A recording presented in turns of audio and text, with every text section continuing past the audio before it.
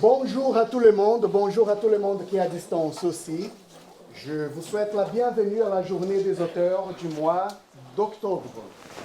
Ça commence à faire de plus en plus froid et ça donne de plus en plus envie de rester dedans et de profiter d'un bon moment de discussion littéraire. Donc je suis très content de vous voir ici nombreux.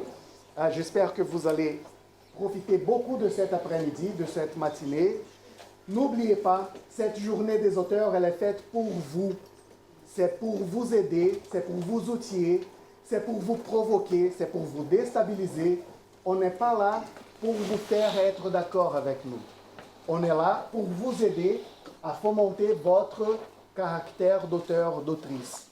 D'accord? Et être auteur, être autrice, n'est pas être d'accord tout le temps. Voilà, donc j'espère que vous allez développer ce sens critique qui est extrêmement important dans la création littéraire. Avant de commencer la journée des auteurs avec Jérémy Fell à mon côté, je voudrais vous inviter, surtout aux personnes qui sont à distance. Il y a des gens qui arrivent, venez, bonjour. Je voudrais vous inviter surtout aux personnes qui sont à distance. Je vous invite vraiment à vous connecter pour participer à la journée des auteurs de l'après-midi, les activités de l'après-midi. Donc, pour celles et ceux qui sont là pour la première fois, qu'est-ce qui se passe l'après-midi? Nous avons la table ronde et la scène ouverte. La table ronde, c'est le moment où nous allons creuser un peu plus profondément le sujet de la masterclass. Nous allons voir comment est-ce que ça fait sens pour vous ou comment est-ce que ça ne fait pas sens pour vous. Nous allons voir quelles sont vos stratégies de création de personnages pour aujourd'hui, par exemple. Mais aussi, c'est un moment qui est ouvert à mettre en débat, en discussion, toute autre problématique que vous ayez dans votre projet d'écriture en ce moment. La table ronde, c'est le moment idéal pour pouvoir exposer vos difficultés et avoir un retour collectif. Donc, prenez votre place présentiellement, mais aussi à distance. Nous avons à distance aujourd'hui et dorénavant Julien. Viens ici, Julien. La tête de Julien. Bonjour. Julien, il est maître en création littéraire et il a tout ce qu'il faut pour vous accompagner. Donc, venez nombreux à distance et participez à cette activité parce que les gens qui sont en présentiel, c'est de plus en plus grand le nombre de participants et ça change tout. Ça enrichit tellement l'expérience d'écriture. Donc je vous invite, celles et ceux qui sont à distance, qui n'ont pas encore fait l'expérience, venez. Vous pouvez faire seulement la table ronde, seulement la scène ouverte. D'ailleurs, je n'ai pas parlé de la scène ouverte. La scène ouverte, c'est le moment où vous êtes invité à lire un petit extrait de votre texte, une page, deux. Pourquoi lire son texte? Déjà pour l'assumer en public. Assumer son texte, c'est tellement difficile, surtout quand ce n'est pas un texte qu'on considère forcément abouti, mais c'est quelque chose d'essentiel pour le parcours d'écriture. Donc je vous invite à participer à la scène ouverte, lire un extrait de votre texte selon un objectif que vous allez poser vous-même. Je veux lire parce que je veux voir si mon personnage semble réel. Je veux lire parce que je pense que mon dialogue, ça fait chier, quoi. Donc, j'ai besoin d'aide. Ou je pense que mes descriptions sont... voilà, mon texte, je ne sais même pas ce qui ne va pas dans mon texte. Donc, je vais vous lire et je vais vous demander des suggestions. Ou tout simplement, je vais vous lire, j'adore ce texte et je ne veux surtout pas de critique. Tout est possible. C'est à vous de donner l'objectif de lecture que vous, selon votre envie, selon votre besoin pour votre texte. Ça, c'est la scène ouverte. Les activités de l'après-midi commencent à 14h. Pour les personnes qui participent à l'objectif projet, soyez bienvenus. C'est la première fois que la journée des auteurs va se déployer en objectif manuscrit et objectif projet. C'est le moment pour faire naître d'autres sortes d'écriture, comme la création d'un podcast, d'un documentaire, d'une pièce de théâtre, des chansons. Voilà. La possibilité, elle est multiple et la journée des auteurs maintenant a des activités qui sont dédiées à vous. Donc venez, soit en présentiel à 14h à l'école, ou sinon à distance, vous avez reçu un mail de la part de Victor hier avec cette adresse pour vous connecter l'après-midi. D'accord? Si vous n'avez pas reçu, écrivez-moi, demandez-moi. Mon mail, c'est pédagogique@gmail.com. Pour les personnes qui seront à distance, nous allons avoir Julien. Mais pour les personnes qui sont en présentiel, nous allons avoir Claudine aujourd'hui. Claudine Londres est une autrice qui collabore déjà à un bon moment avec l'école Les Mots. Et aujourd'hui, elle aura le plaisir de vous accompagner dans les discussions de l'après-midi, puisque je vais être avec le groupe Objectif Projet pour aujourd'hui. Claudine Londres, d'ailleurs, est en train de préparer, d'ailleurs, je pense qu'elle est déjà même préparée, oui, mais elle va animer un atelier à l'école Les Mots, et que je n'ai pas mémorisé, mais je vais vous dire. C'est à partir du 28 octobre, 19h30, c'est un lundi, et ça s'appelle « Aux frontières du réel, mettez une touche de magie dans le récit ». Donc, le réalisme magique, mais pas que. C'est aussi la poésie. Comment mettre un peu de poésie dans son texte? Comment mettre un peu d'onirique dans son texte sans forcément le rendre littérature fantastique? Donc Claudine a tout ce qu'il faut pour vous accompagner dans cette démarche. Et moi, pour vous incentiver à passer le cap, je vous propose une réduction de 15%. Et ça, c'est seulement pour vous, hein. Ce n'est pas grand public, c'est parce que vous êtes dans l'objectif manuscrit.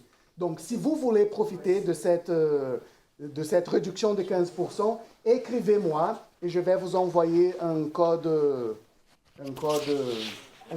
coupon. Voilà. Merci beaucoup. Maintenant, je vous présente Jérémy Fell, qui va animer la masterclass aujourd'hui. C'est long, cette présentation aujourd'hui, hein. Il va animer la masterclass en moi, bien de personnages. Donc nous allons creuser l'univers de la création de personnages à côté de Jérémy Fell, qui a déjà considéré digne de descendant de Stephen King par la presse française. Désolé, c'est ce que je viens de trouver. Hein. C'est malgré toi. Avec ses 4 livres à son effectif, il a déjà récolté de beaux retours et de belles critiques de la presse française. Donc, je vous laisse en très bonne main avec Jérémy Fell pour cette aventure matinale. Prenez vos stylos, prenez des notes, préparez vos questions, ciblez, s'il vous plaît, le sujet de la masterclass. Ne faites pas des questions aléatoires, faites des questions qui concernent le sujet et amusez-vous surtout. Voilà, merci beaucoup. Oh là là. Applaudissements, le pupitre, j'ai vraiment l'impression que je vais faire un discours politique. Bon. Enchanté déjà. Alors j'avais déjà fait une masterclass, mais c'était plutôt une discussion sur ma façon d'écrire, sur ma vision de l'écriture, je pense, de la littérature. Là, donc, Guillaume m'a proposé de parler du thème de la construction d'un personnage. Alors moi, j'étais hyper content parce que pour moi, le personnage, c'est la base de la construction romanesque. C'est par eux que je commence, c'est eux que j'ai besoin de voir avant de commencer à écrire. Par contre, je me suis rendu compte, je savais, mais je me suis dit oui, mais j'ai pas de méthode du tout pour le faire. Donc là, il faut bien que j'essaie de vous expliquer des méthodes. Donc, je vais parler évidemment de ma façon de faire et après essayer d'avoir une discussion ensemble parce que je pense qu'on a tous, de toute façon, on écrit tous d'une façon différente, on a tous des méthodes différentes, on a tous des façons d'écrire différentes. Donc voilà, donc là, ce que j'aime bien, c'est que justement, ce soit avant tout un dialogue. Hein. Ce n'est pas un cours magistral où je vais vous enseigner la méthode pour écrire, pour construire des personnages. C'est que la mienne et ce n'est pas une méthode, donc, comme je vous l'ai dit. Donc vous voyez, c'est... Donc, alors j'ai un peu écrit ce que je voulais dire, mais je ne vais pas faire que de la lecture, hein, je vous rassure. Mais ça m'aide un petit peu d'avoir le texte sous les yeux. Je commence par 3 citations, comme un roman avec... je mets toujours des citations dans mes romans, donc là j'ai commencé. Des citations qui me parlent. Donc Henri Bochot, qui dit qu'on n'invente pas les personnages, ils existent dans l'inconscient, il faut les laisser sortir. Georges Simenon, vous savez, je prends quand même des écrivains... Un personnage de roman, c'est n'importe qui dans la rue, mais qui va au bout de lui-même. Et Albert Camus, qui est un peu dans le même esprit, les héros ont notre langage, nos faiblesses, nos forces. Leur univers n'est ni plus beau, ni plus édifiant que le nôtre. Mais eux, du moins, courent jusqu'au bout de leur destin. Donc je vais relire l'intitulé de la masterclass. Comment se crée un personnage de roman ? Existe-t-il des méthodes pour lui donner chair, des techniques permettant de construire des personnalités multiples auxquelles le lecteur pourra plus ou moins s'attacher ou s'identifier? Et que mettons-nous vraiment de nous en eux? Jusqu'à quel point peuvent-ils nous ressembler ou s'éloigner librement de qui nous sommes? Alors en préambule, je pense qu'on se forge aussi avec nos premières lectures, avec nos premiers chocs. Mon premier grand choc littéraire, c'était Crimes et Châtiments de Dostoïevski, j'arrive toujours pas à le prononcer, que j'ai lu, enfin c'est la première fois que je lisais, j'avais je crois 18-19 ans, c'est la première fois que je lisais un roman avec autant de fièvre. J'avais lu, un critique littéraire disait que lire Crimes et Châtiments, c'est comme tomber malade. C'est un peu ça, parce que j'avais vraiment l'impression de lire ce roman, pour ceux qui l'ont lu, hein, avec le corps. Voilà, et il y avait quelque chose de vraiment... J'étais vampirisé par ce texte, et ce qui est ressorti en premier chez Dostoïevski, c'est que ces personnages sont incroyablement complexes, étaient vivants. J'avais l'impression vraiment de vivre avec eux, de vivre entouré d'eux, des personnages très différents les uns des autres. C'est après que j'ai appris que Dostoïevski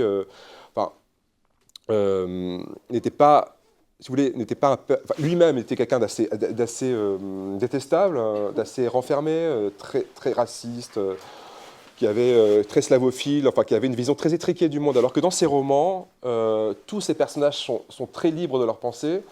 Il donne autant de force à un personnage qui, a priori, pense diamétralement à l'opposé de lui. Et il ne favorise pas, il ne juge pas ses personnages, il ne va pas mettre en avant un personnage qui est plus proche de ses propres pensées. Il laisse vivre tout le monde de la même façon, et donc ça, j'ai trouvé ça absolument dingue, et j'ai pas commencé à vouloir écrire à ce moment-là, mais c'est vrai que ça m'a quand même marqué, et je pense influencé pour la suite. Donc quand j'ai commencé à écrire, il y a environ 15 ans, comme beaucoup, j'ai cherché des méthodes, évidemment, pour m'aider, des conseils qui me permettraient d'avancer plus facilement. Je pense que de toute façon, c'est le cas de tout le monde ici. Et je me suis tourné de façon tout à fait naturelle vers l'ami Google pour tomber sur des pléthores de sites qui expliquaient par A plus B quelle était la règle primordiale pour écrire et aussi pour être édité. Je crois que c'était ça aussi qui m'intéressait le plus, mais ça c'est un autre sujet.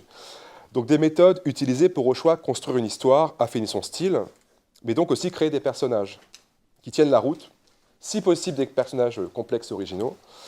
Donc là, j'ai refait un petit résumé de ça. A priori, en gros, généralement, on nous apprend qu'il faut trouver une apparence physique, un nom, un sexe, un âge, des origines, définir au préalable ses qualités, ses défauts, établir ses rapports à ses proches, sa famille, ses amis, ses voisins, cibler ses talents particuliers, sa manière de penser et de voir le monde, les traits les plus saillants de ses personnalités, ses ambitions, ses projets, son histoire personnelle, les événements marquants de sa vie.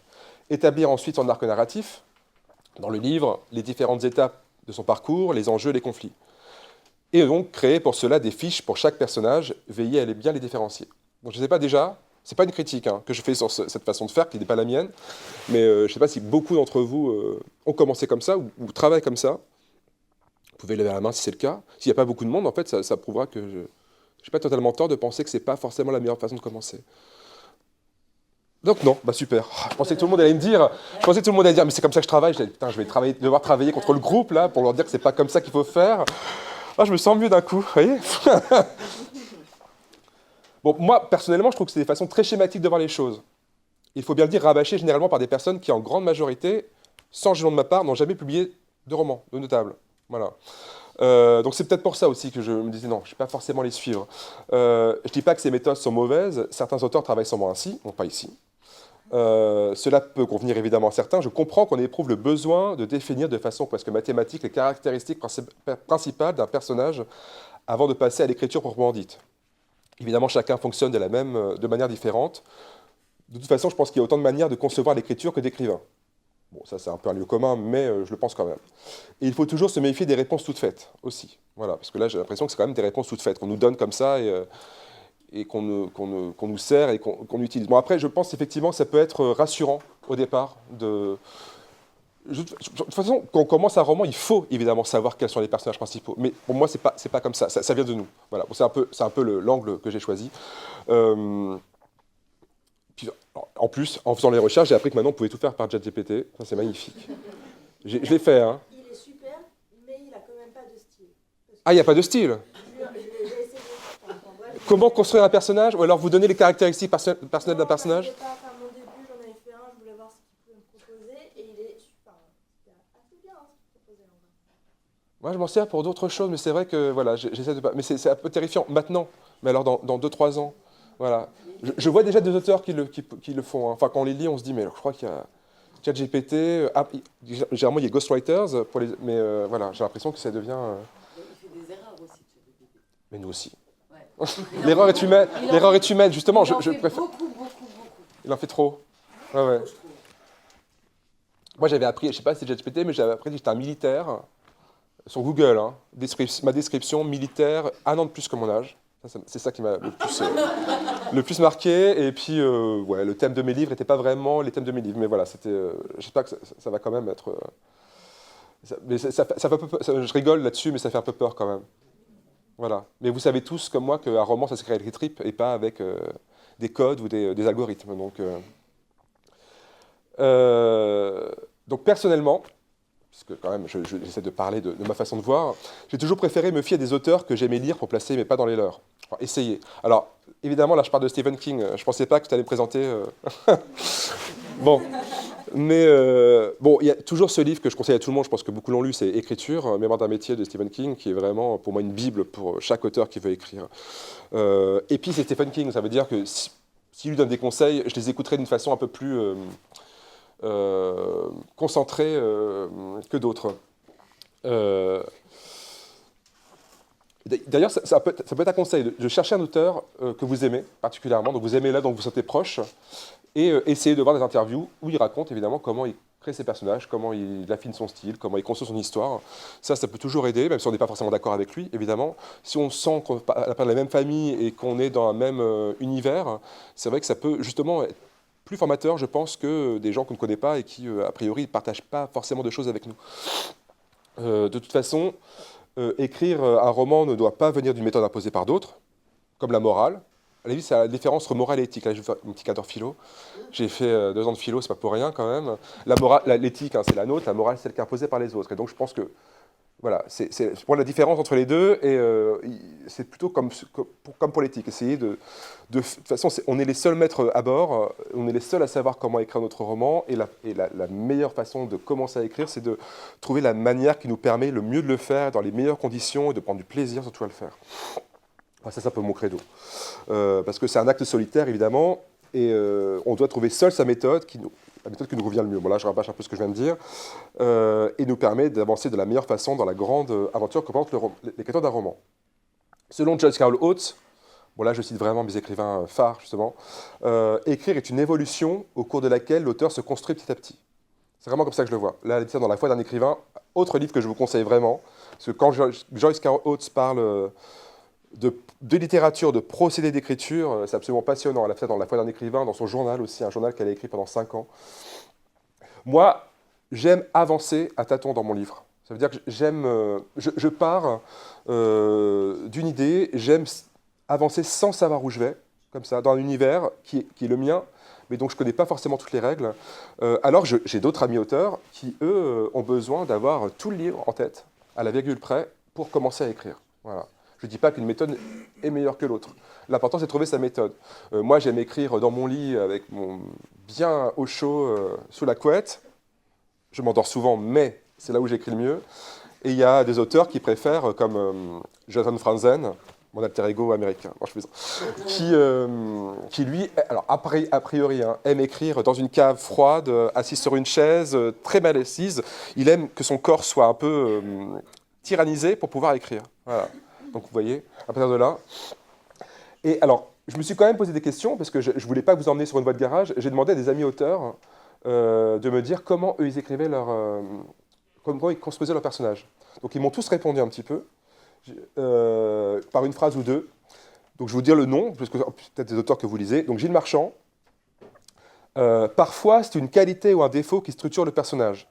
Mais je crois que je réfléchis d'abord à un lieu et que j'essaie de comprendre qui l'habite. Je vous enverrai évidemment le document, hein, après. Enfin, ce sera Guilherme qui l'enverra. Donc Benjamin Fogel, je pensais que c'était une blague au départ, mais non, c'est vrai. Je prends un de mes défauts secondaires et je construis le personnage comme si ce défaut était sa caractéristique principale. Alors, quand j'aurais traité tous mes défauts, je m'inspirais ceux des autres. Enfin, des nôtres en l'occurrence, mais parce qu'on est un petit groupe. Cécile Coulon, je structure un personnage en fonction du paysage où il évolue et des questions qui sous-tendent son existence. Delphine Berthelon, je vous fais un peu de pub aussi, hein, c'est des super amis, des super auteurs hein, que je vous conseille de lire. Je me mets dans leur basket et j'essaye de voir comment je réagirais à leur place. Même quand ils ne me ressemblent pas du tout, ils finissent toujours un peu par me ressembler. J'ai envie de dire malheureusement, pour mon cas en tout cas. Sauf qu'ils sont toujours vachement plus courageux que moi. C'est pour ça que j'aime bien écrire à la première personne ou des troisièmes personnes très incarnées. Il faut que je trouve leur voix, VOX, et après, ils se construisent d'eux-mêmes. Je dirais donc que ma technique, c'est l'empathie. Mais sûrement comme tous les écrivains. Alors, Lisa Balavoine qui écrit de l'autofiction, je me prends comme personnage, c'est plus simple. Ça, c'est vrai, on pourra en parler. Pour ceux qui écrivent de l'autofiction, effectivement, c'est beaucoup plus simple de se prendre soi. En tant que personnage principal, on se connaît bien quand même, enfin, mieux que les autres, même si on ne se connaît pas forcément tout à fait. Gaël Nohan, alors je suis absolument d'accord avec chaque mot qu'elle m'a dit. Mes personnages sont d'abord une vague silhouette. Je pense énormément à eux avant et pendant l'écriture. Mais ils se construisent vraiment pendant l'écriture. Au début, je ne les connais pas, même si je pense beaucoup à eux avant de commencer à écrire. Ce n'est que pendant le processus d'écriture qu'ils s'incarnent vraiment. En revanche, à partir du moment où ils existent vraiment, je les accompagne, ils portent le roman et peuvent parfois en modifier le cours. Et enfin, le meilleur pour la fin, moi je me demande d'abord s'ils ont une carte vitale. Si la réponse est oui, ce seront des gentils. Si la réponse est non, ils seront des méchants, c'est tout. C'est Baptiste Beaulieu, voilà, qui voulait... voilà. Mais en même temps, je peux le croire.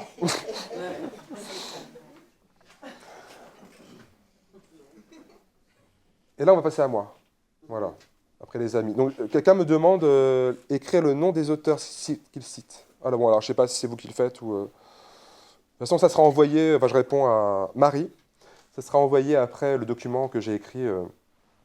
Donc, au tout début de l'écriture d'un roman, ce sont d'abord les personnages principaux qui émergent dans mon esprit. Donc, là, je paraphrase Gaël Nohan, mais c'est parce qu'on pense la même chose. Enfin, plus précisément, des visages, des silhouettes encore assez vagues qui s'éclaircissent. Donc, tout commence par une scène que je visualise. Au départ, je voulais être cinéaste, et donc je crois que... Je ne dis pas que j'ai raté ma carrière de cinéaste et que je suis devenu romancier, mais c'est vrai que je fonctionne comme ça veut dire que j'ai besoin vraiment, et ça c'est un conseil que je donne aux gens avec qui je travaille dans les ateliers, aux gens qui posent la question, c'est que quand on n'arrive pas à écrire une scène, essayez de la visualiser le mieux possible, comme un film. Alors généralement, ça se passe mieux quand on est au bord de l'endormissement. Je sais pas, on a l'esprit ouvert à ça, enfin en tout cas moi, ou quand je prends ma douche, généralement c'est là où j'ai les bonnes idées, et évidemment là on ne peut pas les écrire, donc c'est un peu compliqué. Donc tout commence par une scène que je visualise, une scène qui n'est pas forcément la première du livre d'ailleurs. C'est un point de départ en tout cas. C'est la scène qui donne l'impulsion.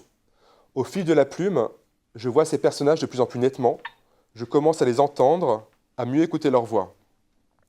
Puis ils grandissent de plus en plus vite et prennent vraiment chair. Ils viennent littéralement au monde.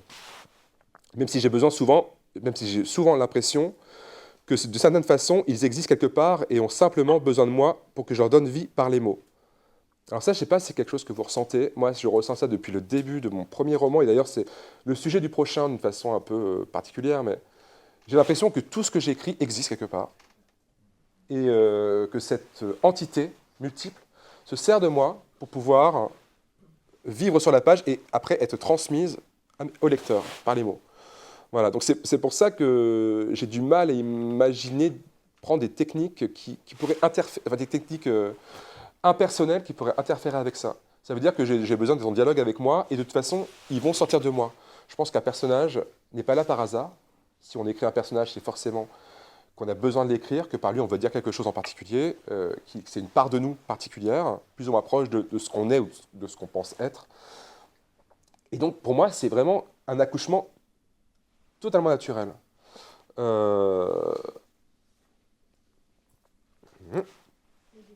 Oui. Pour le moment, ils n'ont pas de prénom. Comment? Ils n'ont pas encore de prénom. Les prénoms, je les trouve assez vite. Ouais. Ah non, ouais, j'ai besoin de trouver les prénoms assez vite, mais c'est d'abord quelque chose de physique, mais flou. Par exemple, je ne vais pas me dire, il a les yeux bleus, il a les cheveux blonds, il a une tache de rousseur. Non. Même dans mes descriptions, je donne quelques petites touches, comme ça. Parce que j'ai envie que le lecteur se les imagine comme il veut se les imaginer. De toute façon, je le répéterai après, donc je le dirai après, mais là, je veux le dire maintenant. Un roman, un personnage, de toute façon, ne sera pas dans votre tête à vous le même que le personnage que j'imagine. J'écris un personnage et après, vous en faites ce que vous voulez. Comme vous faites ce que vous voulez de l'univers, des images que j'essaie de créer. Ce qui est merveilleux dans un roman, c'est que c'est un travail unique en fait, que j'ai avec chaque lecteur. Moi, quand je parle d'un de mes romans ou d'un personnage ou d'un point précis avec des lecteurs très différents, en table ronde ou en contre-librairie, je me rends compte des différences de perception que peuvent avoir des gens sur des personnages, évidemment sur leur physique, parce que ça je leur permets, mais aussi sur leur façon de penser, et puis comme moi j'écris toujours des personnages qui sont aux frontières, on va dire, qui vont très loin et qui font aux frontières de la loi et de la légalité et de la morale surtout, et de l'éthique, de leur éthique et de la morale des autres. Vous voyez les gens ont des façons de voir très différemment mes personnages, ça j'y reviendrai après. C'est toujours assez fascinant pour moi de le lire, de le voir. Moi, je pense que c'est... en tout cas, ça crée un lien avec moi. Voilà, je suis le lien entre les futurs lecteurs. Et donc, en quelque sorte, c'est à moi de les suivre. C'est plutôt eux qui me prennent par la main qu'autre chose. Enfin, c'est un jeu comme ça, d'action-réflexion. Ce n'est pas leurs actes... J'ai une phrase que je ne comprends même pas. C'est par leurs actes qui grandissent. Ce n'est pas leurs actes qui grandissent. C'est par leurs actes qui grandissent, évidemment, dans mon esprit, et qui se définissent. C'est le milieu dans lequel ils vivent, les épreuves auxquelles ils sont confrontés, qui les forgent. Leur univers intime, leur passé, leur vision du monde deviennent de plus en plus nettes. Chaque élément s'imbrique dans l'autre. Ils ont toujours été là, mais on les rencontre et on ne les lâche plus. Ils ont toujours été là dans ma tête. Une évidence. Mais quand je commence à écrire, je ne sais pas quelle est cette... Enfin, l'évidence n'est pas encore là. Ils sont là, je ne sais pas pourquoi. Ils me tiraillent, ils m'obsèdent. Et je me dis, bon bah ok, je les suis. Alors évidemment, pour faire ça, il faut quand même avoir une idée assez précise de qui ils sont, dans quel milieu ils vivent, quel est leur état d'esprit, en tout cas dans la scène que j'écris. Mais après, je veux que mes personnages soient aussi libres que possible. Et encore une fois, c'est plutôt à moi de les écouter que l'inverse. Et alors, j'ai toujours cette phrase de... Alors, Stephen King, dans l'écriture, justement, parlait de ça, mais ça, je sors toujours parce que je trouve ça... C'est exactement ce que je ressens. Il dit que le lecteur n'ait pas d'avance sur l'intrigue, il faut que l'auteur non plus. Voilà.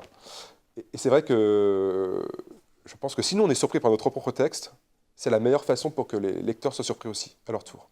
Et moi, j'aime être surpris par mon texte. Je pense que c'est quand même plus agréable même si on a besoin de cadenasser les choses, d'avoir des scènes particulières, on sait qu'on va les écrire, d'avoir un mouvement comme ça, c'est quand même hyper agréable d'être surpris par ce qu'on écrit et de se dire, tiens, ça m'amène quelque part où je ne pensais pas aller. Et donc, on y va et on va voir ce que ça donne. Donc, car bien entendu, en tout cas chez moi, un personnage évolue au fil de l'écriture. Et je pense... Putain, je me répète. Je pense qu'un auteur doit accepter d'être constamment surpris par ce qu'il écrit. On pense amener des personnages quelque part, mais plus on écrit, plus on se rend compte qu'eux nous emmènent autre part. Ils sont en perpétuel mouvement, jamais figés. Seul le texte achevé, en quelque sorte, les fige. Et encore, ils existeront ensuite de façon différente dans la tête des lecteurs. Chaque lecteur aura un rapport particulier à tel ou tel personnage en lien avec sa propre histoire. Ça, je vous répète ce que je vous ai dit pour bien que ça rentre dans votre tête. Voilà. Donc en résumé, un personnage peut être très archétypal au début, ce n'est pas un problème. L'important, c'est qu'il évolue à son rythme, qu'il trouve à la fois sa voix et sa voix. C'est comme un diamant qu'on polit. J'étais content de cette idée. Donc je fais partie des auteurs persuadés que ce sont avant tout les interactions entre les personnages, leur évolution au cœur du récit, qui construit l'histoire.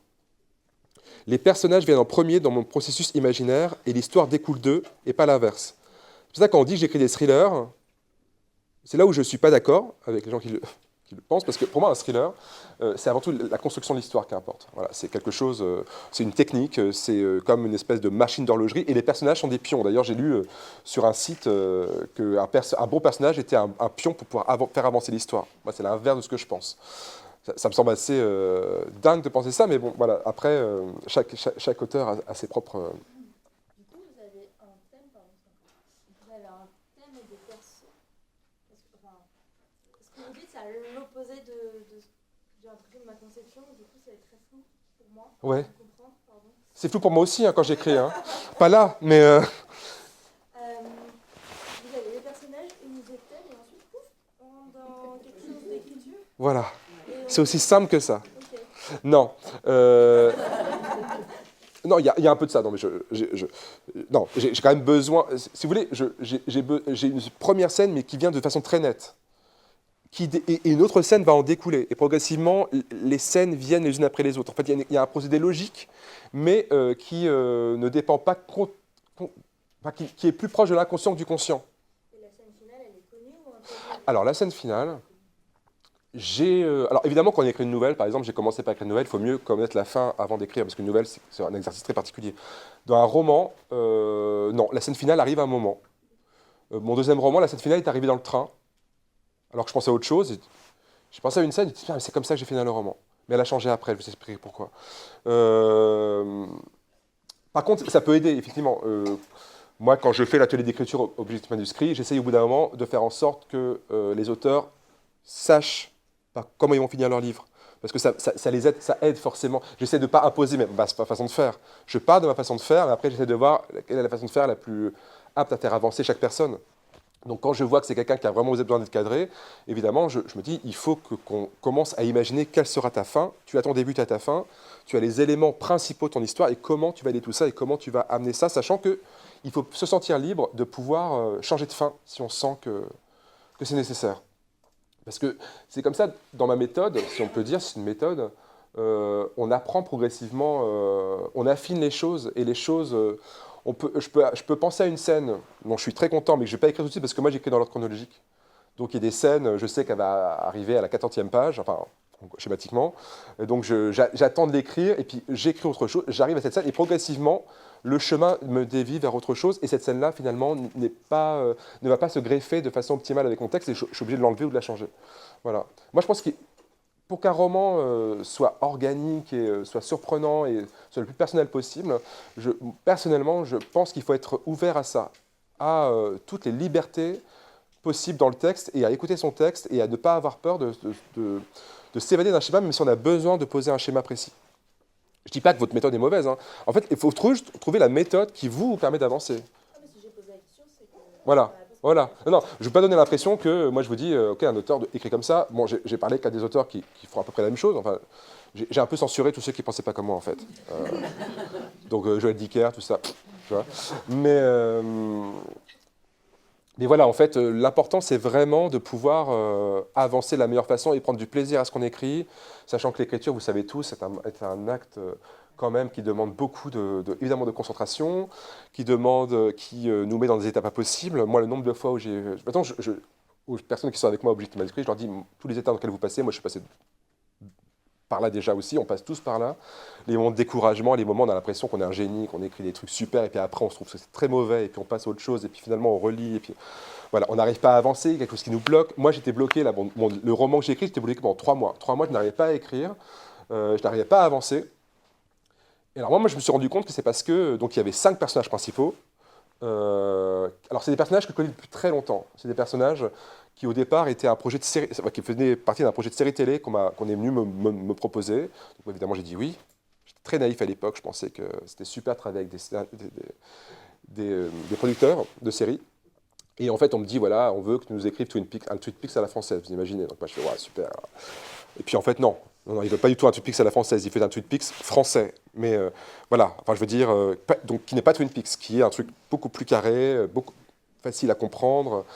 De toute façon, j'avais aucune ambition d'égaler évidemment David Lynch.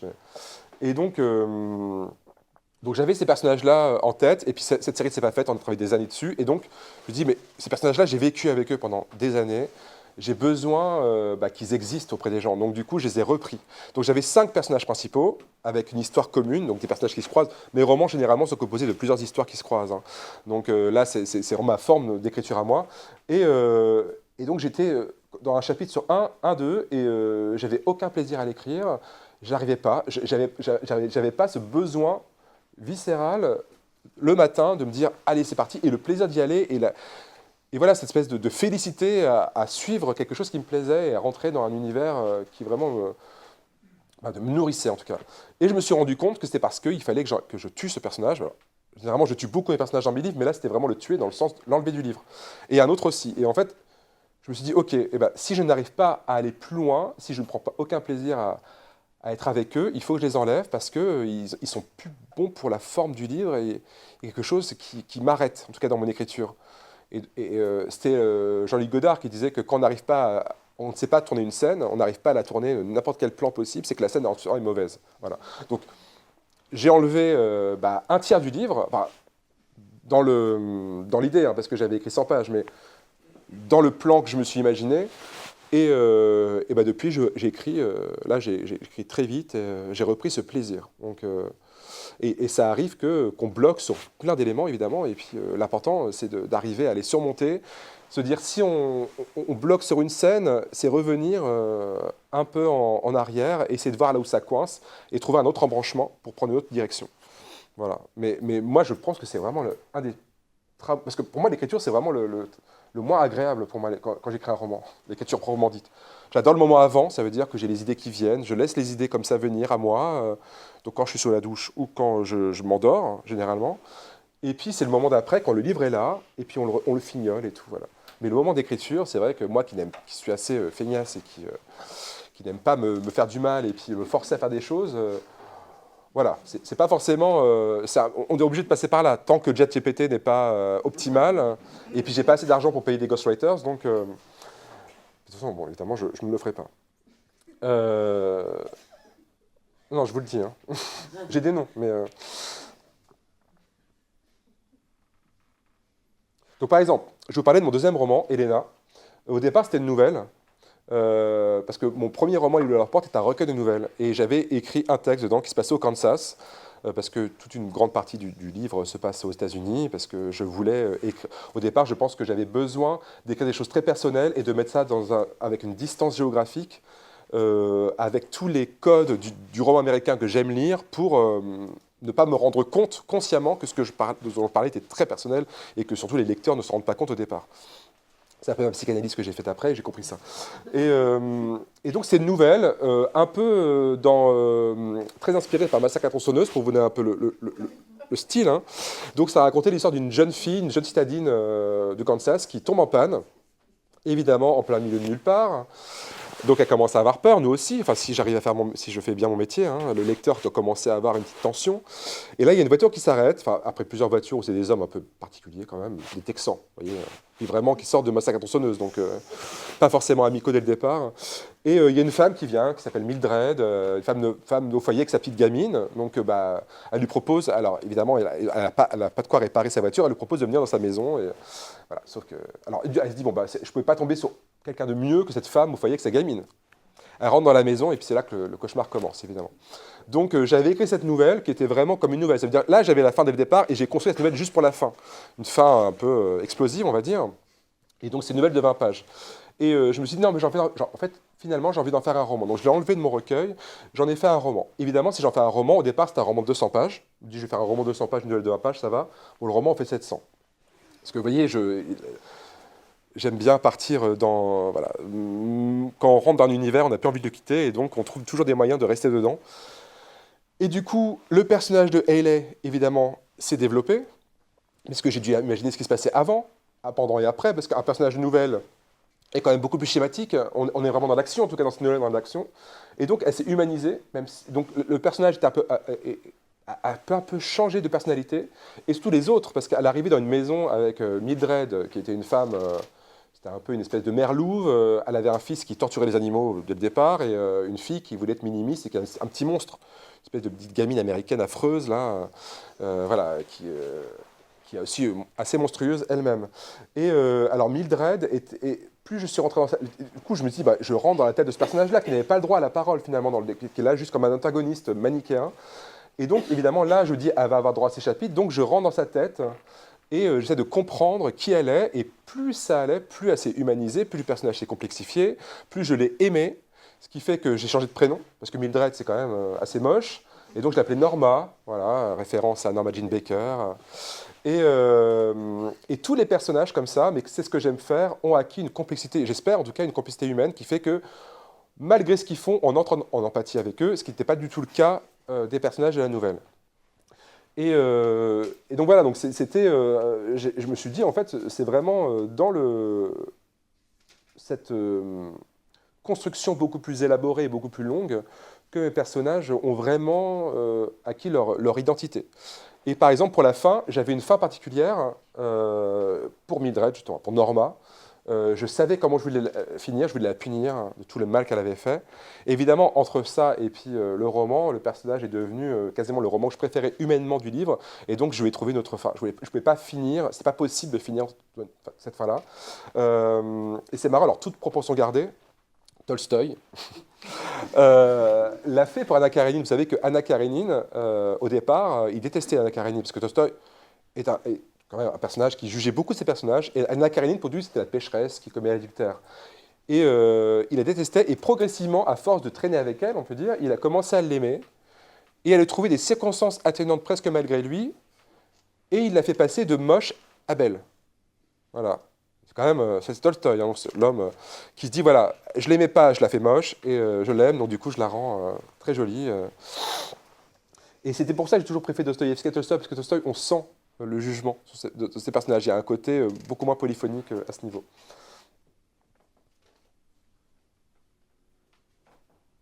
Donc je disais, dans Helena, c'est pas pour que vous le lisiez, hein, je fais pas ma pub, mais dans la nouvelle, on ne pouvait s'identifier qu'à Haley, donc le personnage principal. Dans le roman, j'ai tenté de forcer le lecteur à s'identifier à tous les personnages, même ceux qui commettaient les actes les plus impardonnables.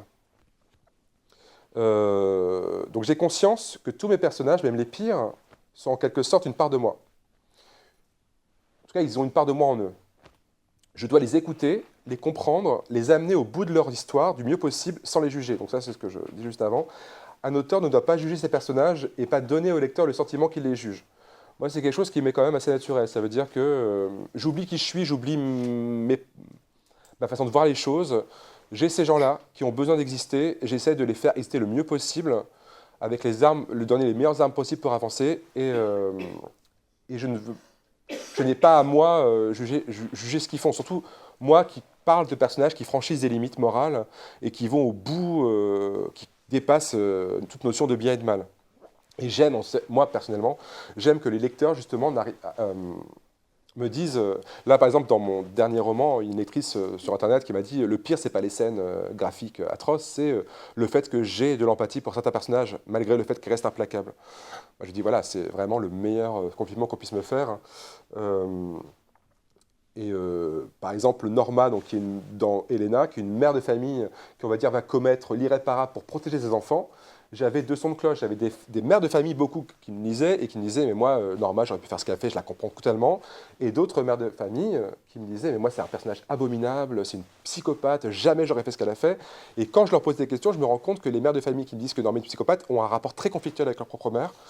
Donc c'est pour ça que je vous dis que généralement, les lecteurs mettent de toute façon beaucoup de ce qu'ils sont et de leur histoire dans les personnages que vous allez créer. Ils vont trouver des caisses de résonance dans vos personnages aussi. Ça, c'est toujours très fascinant de voir à quel point les avis peuvent diverger, même par rapport aux miens.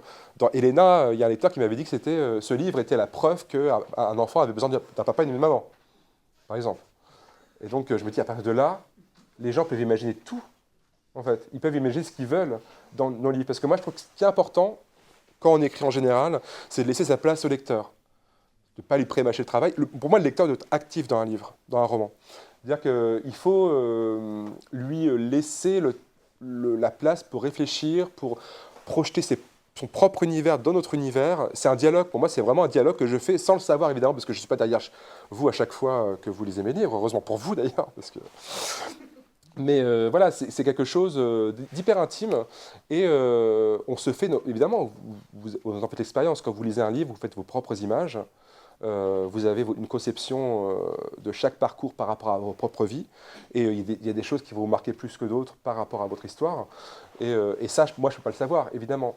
Et généralement, il y a des lecteurs qui me disent « mais moi, j'ai vu ça dans votre livre, est-ce que ça y est ?» Et moi, je dis bah, « si vous l'avez vu, c'est que ça y est. » Moi, je ne le sais pas forcément, mais si vous l'avez vu, c'est que ça y est de toute façon, parce qu'il faut laisser cette place-là quand même, des trous. Moi je disais que c'est un peu comme un gruyère, on laisse des trous pour que le lecteur puisse rentrer à l'intérieur. Moi de toute façon, écrire, je pense que vous le savez, c'est un acte de communication, on écrit pour soi, évidemment parce qu'on a besoin, on ne peut pas faire autrement. On peut exprimer ce qu'on veut exprimer que par les mots, et en même temps, c'est aussi une main tendue au lecteur pour qu'il voit quelque chose en nous et en lui. Voilà. Nous, quelque chose qu'on ne peut pas exprimer autrement. Moi, j'ai toujours cette phrase, ce truc de Beethoven qui est en Autriche et qui joue un concerto, enfin une sonate au piano. Donc, il la joue devant l'aristocratie autrichienne. Et puis, il y a une vieille dame qui vient le voir et lui dit « Je trouve ça magnifique, très émouvant, mais qu'est-ce que vous avez voulu dire ?» Et au lieu de lui répondre, il a recommencé à jouer. Voilà. Parce que de toute façon, ce qu'on exprime, en fait, il faut qu'on sente ça. J'espère que vous le ressentez tous, c'est que c'est vital, ce qu'on exprime dans un roman, on ne peut pas l'exprimer autrement. Et c'est notre seule façon d'exprimer ce qu'on est vraiment. Voilà. Alors ce que je suis vraiment, c'est tous les personnages torturés de mes livres. Et donc c'est vrai que là il fallait que vous riez là, parce que vous me prenez vraiment au sérieux. Parce que vous savez pas le nombre de gens qui viennent me voir et disent mais c'est inspiré par quelque chose de vrai. Comment vous avez l'air sympathique. Comment vous pouvez créer des personnages aussi abominables. Voilà. Ça c'est la magie de l'écriture. Hein. C'est un côté schizophrène quand même.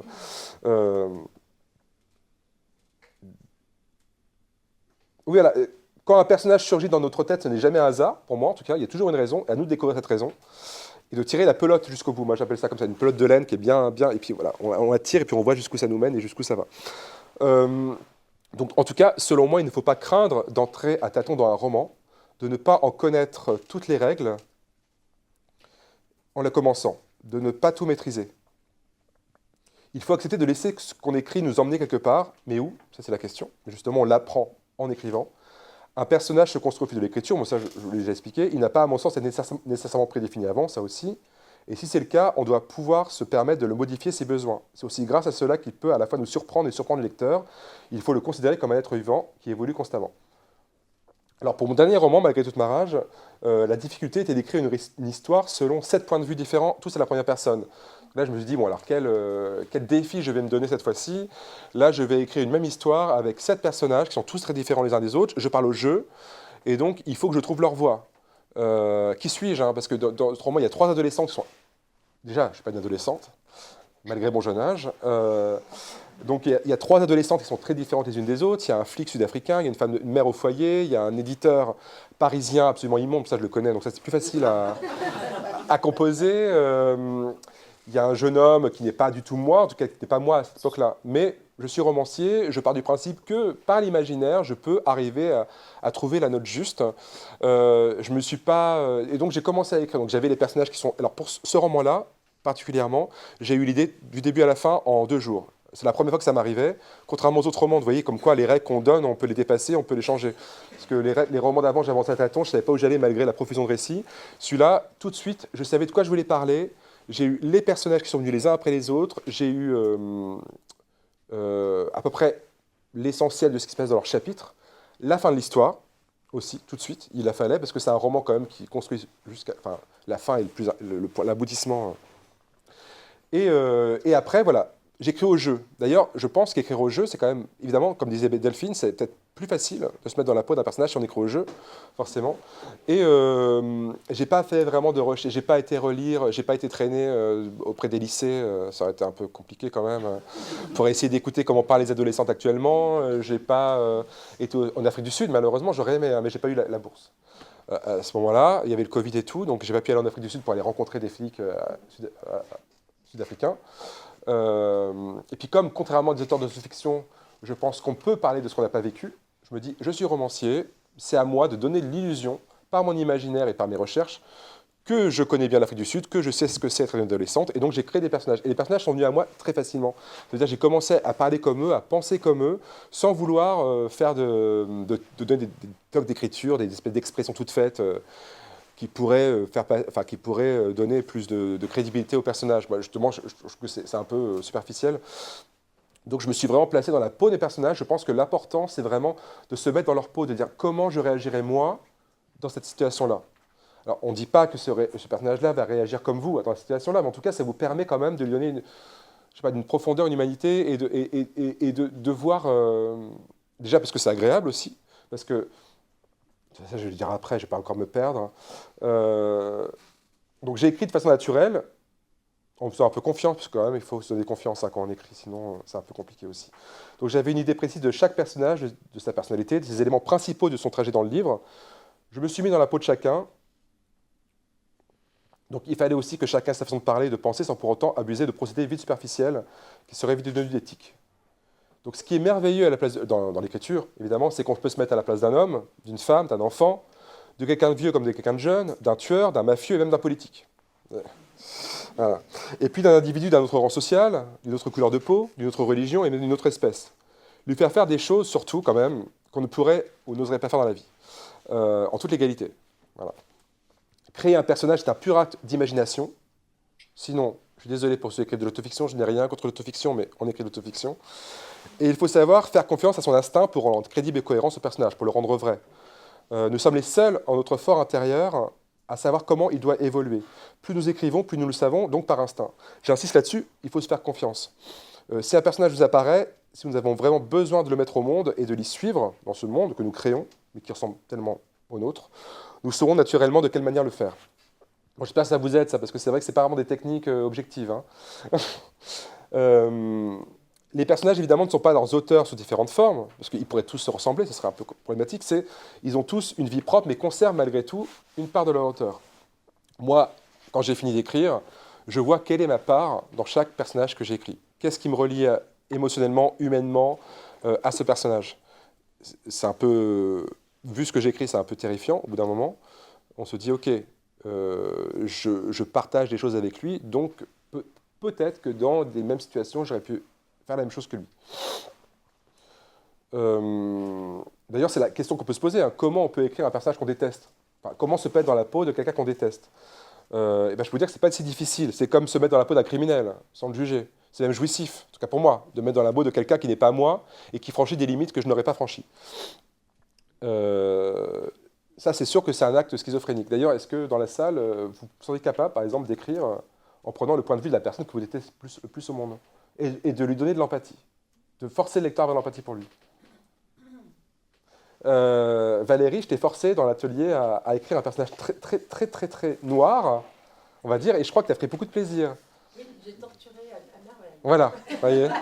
Ouais, alors, ceux qui sont dans mon atelier actuellement, c'est pas encore fait, mais je vais vous forcer progressivement à exploiter votre part sombre.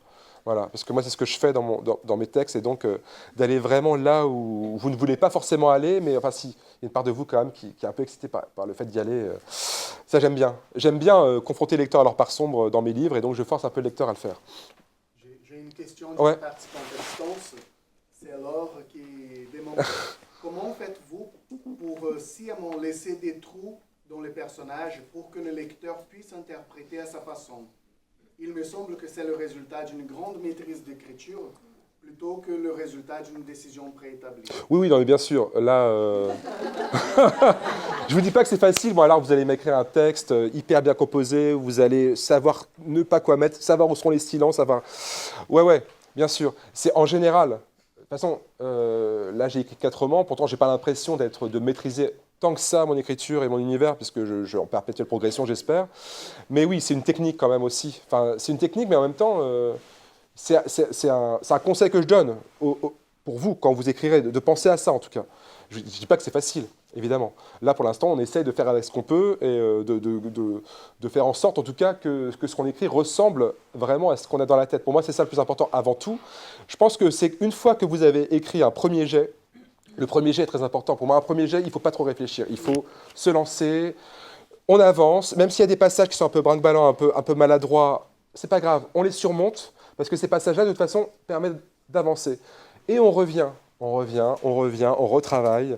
Et c'est quand on a une vision globale du texte, après le premier jet, qu'on a cette autre vision où là, on voit ce qu'on a voulu faire, enfin, on comprend mieux ce qu'on a voulu faire, on a cette distance avec notre texte, on voit quelle est son architecture, on voit comment on place nos pions, qui ne sont pas les personnages, hein, mais nos pions narratifs, et on peut progressivement changer un peu la structure et voilà, et créer des effets de structure. Ça, c'est pas forcément facile au début. Moi, je pense que le premier jet, faut pas avoir peur d'avancer un peu tête baissée. C'est quelque chose... ça doit... Quel auteur Stephen King, je crois qu'il écrit des premiers jets très rapidement. Et après, le travail, c'est vraiment de retravailler. Et c'est là qu'on recompose les choses. Voilà. Parce qu'il ne faut pas se mettre trop de barrières et trop d'embûches et trop de difficultés dès le départ, parce que ça peut évidemment nous bloquer. Il faut vraiment avancer si possible, même si voilà, il y a des scènes où on dit bon, celle-là, j'arrive pas à l'écrire, c'est pas grave, j'y reviendrai. Et de toute façon, je me rends compte plus tard que finalement, si j'arrivais pas à l'écrire, c'est qu'elle ne s'abriquait pas avec le reste, et il a fallu que j'écrive plus loin que le personnage, parce que les personnages grandissent évidemment quand vous écrivez. Donc plus ça va, plus vous apprenez à les connaître, plus vous êtes eux, et donc vous pouvez revenir sur des passages qui ont été difficiles au début parce que vous les connaissiez moins, et que vous pouvez retravailler de façon très facile parce que vous avez une proximité beaucoup plus grande avec le personnage. Oui. Je me pose la question, qui d'ailleurs se pose très différemment dans les romans coraux, qui est de comment appréhender la hiérarchisation des personnages, donc dans un deuxième jet, une fois que le premier jet est terminé. Comment l'appréhender, c'est-à-dire comment se dire, celui-là il est plus important. Alors évidemment, il y a le personnage principal et il y en a d'autres, mais vu qu'on les a travaillés et qu'on est avec chacun d'eux, pourquoi il y en a un qui est plus important que l'autre, ça a imbriqué avec la façon dont on reprend le récit. Ça, je le ressens. On part avec le principe que... Moi, ça m'arrive souvent. Vous l'expliquez concrètement, ça, je sais pas. Alors, je vais essayer. Mais moi, c'est vrai que je commence un roman avec certains. Et puis, par exemple, dans Marguerite de Marage, donc il y avait 7 personnages principaux. Non, il y avait 6 personnages principaux au départ. Et il y avait un personnage qui s'appelait Arthur, qui était un personnage secondaire, qui était le frère de la victime, qu'on voyait par touche comme ça. Et puis, je me suis pris d'amour pour lui, on va dire, un amour platonique, mais un amour... et je me dis, ce personnage-là, j'ai envie de le voir plus, j'ai envie de rentrer en lui, enfin, dans sa tête. Enfin, j'ai envie de rentrer dans sa tête, et puis... oh la vache. Et j'ai besoin qu'il existe aussi dans le roman. Ça veut dire que le roman ne peut pas exister sans lui, et il a une fonction, si je puis dire, parce que je parlais qu'il ne fallait pas... Les personnages aient des fonctions. Mais tous les personnages de mon roman étaient un peu tous des psychopathes, on va dire, enfin à plusieurs degrés. Et lui, non. Et donc, il cassait un peu ça. Il ramenait un peu de... Même pour le lecteur, je pense qu'il ramenait un peu de souffle, un peu d'humanité, un peu pas de joie de vivre, parce que malheureusement, le pauvre gamin a perdu quelqu'un de proche, mais en tout cas, a amené une lumière. Et donc, de lui-même, il a pris de plus en plus de poids. Voilà. Mais ça, je ne peux pas vous répondre autre chose que c'est l'instinct qui parle, et c'est... On sent en fait que ce personnage-là, nous on a besoin, pour des raisons qui sont personnelles en même temps, pour le bien du livre, que tel personnage ait plus de place, parce que ça a beaucoup plus de sens. Enfin, c'est comme un... Du coup, ce terme de fonction qui est intéressant, c'est du coup dans un deuxième temps, Ouais. Quand vous voyez... dans le récit, devient important. Voilà. Parce que quand vous voyez les forces en présence, on va dire de façon plus claire, vous composez... Pour moi, c'est un peu une sculpture. Pour moi, il y a l'espèce de grosses choses là qu'on écrit au premier jet, voilà. Et on ne peut pas avoir l'œil sur tout, on ne peut pas avoir l'œil sur tout, et donc il ne faut pas avoir peur de laisser des choses un peu en plan. Et puis après, quand on reprend, là, on peut vraiment composer les choses de façon beaucoup plus précise. Voilà. Et puis, effectivement, faire en sorte parce qu'on comprend progressivement. Enfin, moi, je pense que écrire, c'est mettre ses tripes sur la table, comme disait Céline, et regarder ce que ça donne. Donc, on ne sait pas au départ. Moi, je me dis qu'on ne sait pas où on va. En tout cas, moi, et c'est après. Évidemment, au bout d'un moment, on comprend ce qu'on a voulu écrire. On voit en quoi on a mis des choses personnelles, ce qu'on a voulu exprimer. Même si, généralement, moi, je vois ça quand les lecteurs me parlent de mes livres. Mais on voit quand même. Et donc là, on peut vraiment plus précisément changer l'ordre des choses et puis développer un personnage parce qu'on sent qu'on en a besoin, nous, pour le récit, et parce qu'on a envie que ce personnage prenne plus de poids pour des raisons qui sont diverses. Voilà, je ne sais pas si ça répond à votre question. Mais ouais, c'est merveilleux d'avoir un personnage qui est secondaire, qui d'un coup devient un personnage beaucoup plus important, et à la fin, on se dit, bah ouais, finalement, en fait, j'ai écrit le roman pour lui. Moi, Marguerite Marat, je l'ai écrit pour un personnage en particulier. Voilà, qui est resté le personnage principal du début à la fin.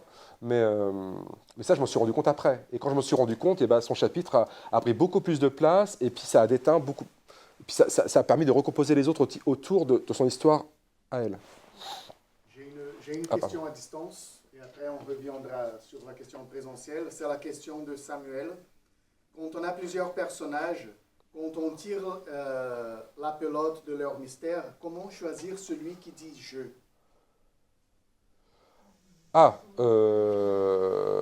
Peut-être dans un texte où tous les personnages parlent on écrit à la troisième personne, il y en a un qui parle à la première personne.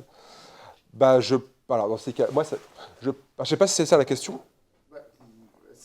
Samuel, est-ce que tu peux être plus précis ? J'ai compris un peu comment choisir le point de vue de quel personnage. Quand on commence à développer le mystère de tout le monde, comment choisir celui qui sera en première personne ? Bah, si on en choisit un parmi d'autres, c'est parce qu'on sent que pour vraiment, il ne peut s'exprimer que par la première personne, parce que c'est que par la première personne qu'on peut mettre le lecteur, enfin qu'on peut le lier au lecteur, parce que ça n'a pas le même sens en fait si on écrit à la première et à la troisième, on n'a pas le même rapport au personnage. Par exemple, vous savez, alors c'est pas un bon exemple, mais dans Game of Thrones, je pense ça parce que c'est un livre quand même assez connu, mais Cersei Lannister. Vous voyez? Pourquoi il parle de ça? Alors c'est un personnage de femme, une reine absolument sadique et tout. Voilà. Si vous n'avez pas vu la série, ben, je pensais que vous l'avez beaucoup vu, c'est pour ça que je vous parlais de ça. C'est un personnage qu'on trouve assez infect parce qu'elle n'a pas son droit au chapitre. On a d'autres personnages, elle apparaît dans le chapitre d'autres personnages qui sont sont pas à la première personne, mais qui sont à la troisième, mais qui mènent le chapitre, c'est leur voix. Et elle apparaît, et à partir du moment où on la trouve assez affreuse, on ne trouve aucune circonstance atténuante, elle est complètement folle. Et quand on rentre dans sa tête, là, évidemment, notre vision du personnage change. Et moi, je me dis qu'à la première personne, ça permet encore plus ça. Et évidemment, si vous écrivez un roman avec 4 personnages à la troisième et un à la première, le lecteur va forcément se concentrer sur celui à la première, qui va devenir un peu le centre de gravité du livre. C'est un procédé assez naturel, enfin, j'ai l'impression. Et c'est aussi parce que ce que vous avez besoin d'exprimer de lui, c'est quelque chose de plus personnel aussi, peut-être, et que vous avez besoin que le lecteur accède plus, peut-être, à ses pensées directes qu'aux autres personnages. Enfin, c'est comme ça. Alors ça, je vous dis ça, et puis ce soir, je vais dire, ah putain, j'aurais dû répondre ça, c'était beaucoup mieux que ce que j'ai répondu bêtement à brûle pour point comme ça. Je vais un peu réfléchir, et si jamais j'ai quelque chose de mieux à dire, je ne sais pas si vous avez, vous, des réponses pour me... Ça. Moi, ce que je comprends aussi en écrivant à la première personne, parce que du coup, dans mon texte, j'écris à la première personne, c'est que le personnage n'a pas le même rapport aussi avec les autres personnages. Forcément, le personnage qui est écrit à la première personne n'est pas dans la tête de celui qui est en face de lui. Et ça, je trouve que c'est une vraie différence quand on écrit à la troisième ou à la première, même si on veut être très proche d'un personnage. Dans un autre chapitre, j'ai écrit à la troisième personne, un autre personnage de qui je suis très proche, mais du coup, ça me permet d'avoir accès à l'intériorité du personnage qui est en face de lui. Quand vous êtes à la première personne, vous avez le personnage a plus accès à l'intériorité. Moins, oui, voilà, ok, d'accord. A beaucoup moins accès à l'intériorité de la personne qui est en face de lui. Oui, parce que on a moins accès au point de vue omniscient. Ouais, c'est ça, j'allais dire. Le point de vue omniscient permet évidemment de dire. Oui, c'est un point de vue beaucoup plus subjectif, effectivement. Comment? Je ne suis pas d'accord du tout. Que c'est un point de vue plus subjectif à la première personne? Je pense que quand on écrit au jeu, on accompagne le lecteur. Alors après, ça reviendra. J'avais envie de te poser une question. C'était. Bon, j'ai compris que la méthode, c'était il n'y a pas de méthode. Et qu'ensuite. Pour moi. Ouais, après, c'est à chacun de trouver la meilleure méthode pour.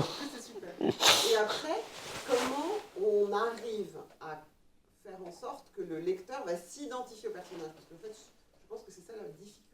Oui, et comment le faire, sachant qu'on ne sait pas qui le lecteur va lire et que les lecteurs sont tous différents. Moi, je ne pense jamais au lecteur de toute façon. Si je m'identifie, si je ressens des choses, moi, je suis mon seul laboratoire, à moins que je le fasse lire à d'autres personnes autour de moi. Ce qui m'intéresse, c'est ce que ça provoque chez moi, ce que le personnage provoque chez moi. Si ça me fait peur, j'espère que ça fera peur au lecteur. Si ça m'émeut, j'espère que ça m'aidera des lecteurs. Mais qui? On ne peut pas penser au lecteur de toute façon quand on écrit. On ne peut pas maîtriser ce que va penser le lecteur de ce qu'on écrit. On ne sait pas comment le lecteur va réagir à ce qu'on fait. Enfin, ça, c'est quelque chose... J'avais l'impression qu'il y avait peut-être une façon d'écrire ou de présenter les personnages qui faisait qu'on arrivait à choper le lecteur. Alors moi, je le chope... je le chope de différentes façons. Moi, c'est plutôt... Si je dois choper un lecteur, c'est plutôt par la narration, par le suspense, par la tension dramatique. Donc c'est pas le personnage. C'est pas forcément le personnage. Après, j'essaie de créer des personnages pour qui on peut avoir une empathie, de toute façon. Mais sans savoir qui... Alors la réponse, ce serait l'empathie. En tout cas, si moi j'ai de l'empathie pour lui, j'ose espérer que la majorité des lecteurs en auront. Mais il y a des personnages... Si vous voulez, c'est très difficile parce que moi, il y a des personnages dans mes livres qui attirent l'empathie de certains et d'autres pas du tout. Alors que moi... Si je pars de mon objectif, c'est d'attirer de l'empathie. Ça veut dire que je vais prendre un personnage qui commet un acte terrible au départ. On commence le roman par une scène atroce, on voit quelqu'un dépecer quelqu'un d'autre, on va dire.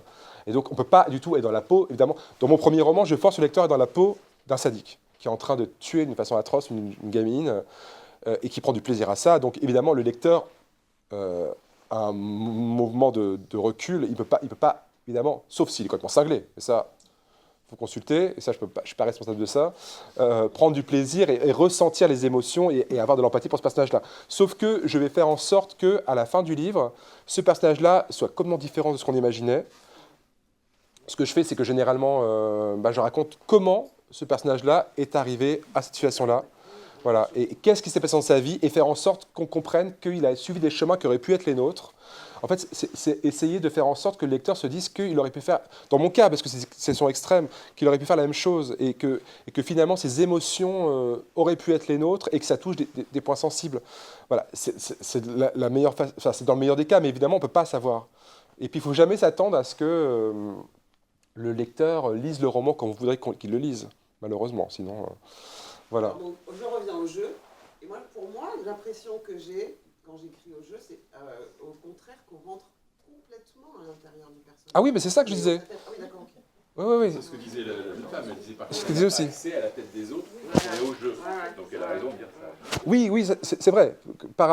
Si on a deux personnes à la troisième personne avec un narrateur omniscient, c'est pas le même rapport. Si on est au jeu, c'est plus subtil. Enfin, c'est logique, effectivement. Et je comprends tout à fait. J'ai du mal à. Mais oui, effectivement.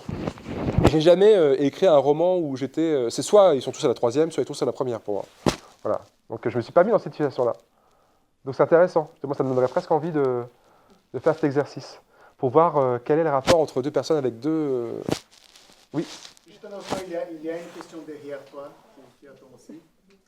Ça fait pas, en vous écoutant parler, en revenant au départ, je trouve que c'est pas vrai que vous ne faites pas de fiche de personnage en fait. Alors, j'en fais pas. Vous la faites pas complète. Je la fais dans ma tête, Oui, sûrement. et vous la faites au fur et à mesure, et une fois que Oui, bien sûr. le premier jet, vous voyez qui est équilibré, qui l'histoire n'est pas cohérente. Oui. Donc en fait, Ah non, mais il sort pas comme Jupiter, il sort pas comme Athéna de la cuisse du cerveau de Jupiter. Hein. non, mais Il se compose, mais ça reste quand même très flou. Voilà. c'est flou Au début, mais plus ça va, plus on les apprend à les connaître. À un moment de la relecture, pour que le roman s'équilibre et soit cohérent, il faut effectivement réfléchir sur le background d'une personne qui n'a pas été détaillée, réfléchir sur la façon dont elle parle qui ne doit pas être la même que la voisine, réfléchir sur ses caractéristiques physiques, parce qu'un coup elle a les yeux verts ou les yeux verts.